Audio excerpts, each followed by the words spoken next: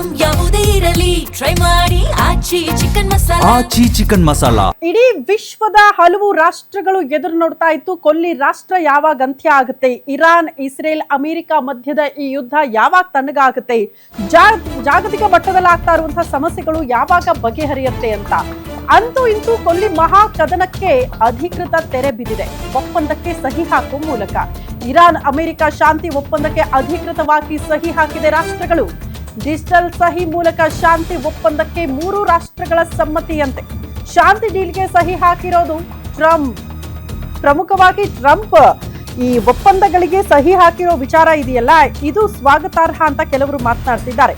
ಫ್ರಾನ್ಸ್ನಲ್ಲಿ ನಡೆದ G7 ಶೃಂಗಸಭೆಯಲ್ಲಿ ಡೀಲ್ಗೆ ಅಂಕಿತ ಬಿದ್ದಿದ್ದು 60 ದಿನಗಳ ತಾತ್ಕಾಲಿಕ ಒಪ್ಪಂದಕ್ಕೆ ಅಂದ್ರೆ 2 ರಾಷ್ಟ್ರಗಳು ಕೂಡ ಸಹಿ ಹಾಕಿದೆ ಅಂತೆ. ನಾಳೆ ಬದಲು ಇವತ್ತೇ ಒಪ್ಪಂದಕ್ಕೆ ಡಿಜಿಟಲ್ ಸೈನ್ ಬಿದ್ದಿದ್ದು 14 ಅಂಶಗಳನ್ನ ಒಳಗೊಂಡಿದೆ ಈ ಶಾಂತಿ ಒಪ್ಪಂದ ಅಂತ ಹೇಳಲಾಗ್ತಾ ಇದೆ. 14 ವಿಚಾರಗಳಿಗೆ ಸಂಬಂಧಪಟ್ಟಂತೆ 3 ರಾಷ್ಟ್ರಗಳ ಮಧ್ಯೆ ಒಪ್ಪಂದಗಳಾಗಿದೆ. ಆ ಒಪ್ಪಂದದ ಪ್ರತಿಗೆ 2 ರಾಷ್ಟ್ರಗಳು ಕೂಡ ಅಂತಿಮವಾಗಿ ಅಧಿಕೃತವಾಗಿ ಸಹಿ ಹಾಕುವ ಮೂಲಕ ಈ ಯುದ್ಧವನ್ನ ಕೊನೆಗೊಳಿಸಿದೆ. ಇದೊಂದು ತಾತ್ಕಾಲಿಕ ಒಪ್ಪಂದವಷ್ಟೇ. ಒಪ್ಪಂದ ಇಷ್ಟವಾಗದಿದ್ರೆ ಮತ್ತೆ ಬಾಂಬ್ ಹಾಕ್ಬಿಡ್ತೀವಿ, ಇರಾನ್ ನಮ್ಮ ಮಾತು ಕೇಳದಿದ್ರೆ ಮತ್ತೆ ಯುದ್ಧ ಸಾರ್ಬಿಡ್ತೀವಿ ಅಂತ ಅಮೆರಿಕ ಅಧ್ಯಕ್ಷ ಹೇಳ್ತಿದ್ದಾರೆ. ಇರಾನ್ಗೆ ಅಮೆರಿಕ ಅಧ್ಯಕ್ಷ ಡೊನಾಲ್ಡ್ ಟ್ರಂಪ್ ಖಡಕ್ ವಾರ್ನಿಂಗ್ ಕೊಟ್ಟಿದ್ದಾರೆ.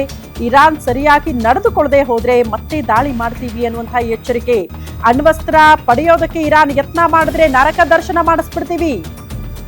ಒಂತಬ್ಬ ಪಡೆಗೆ ಖಡಕ್ ವಾರ್ನಿಂಗ್ ಕೊಟ್ಟಿದ್ದಾರೆ ಅಮೆರಿಕ ಅಧ್ಯಕ್ಷ ಡೊನಾಲ್ಡ್ ಟ್ರಂಪ್.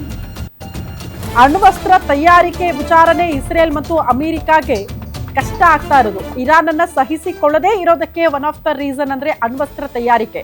ಯಾವಾಗೆಲ್ಲ ಅಣ್ವಸ್ತ್ರ ತಯಾರಿಕೆ ಮಾಡ್ತೀವಿ ಅಂತ ಹೋಗ್ತಾರೋ ಅವಾಗೆಲ್ಲ ಕೂಡ ಈ ರೀತಿ ಯುದ್ಧ ಸಾರ್ಬಿಡುತ್ತೆ 2 ರಾಷ್ಟ್ರಗಳು. ಸೊ ಹಂಗಾಗಿ ಅದಕ್ಕೆ ಕೈ ಹಾಕಂಗಿಲ್ಲ, ಹಾಕಿದ್ರೆ ಮತ್ತೆ ಯುದ್ಧ ಮಾಡ್ಬಿಡ್ತೀವಿ ಅಂತ ಡೊನಾಲ್ಡ್ ಟ್ರಂಪ್ ಎಚ್ಚರಿಕೆ ಕೊಟ್ಟಿದ್ದಾರೆ.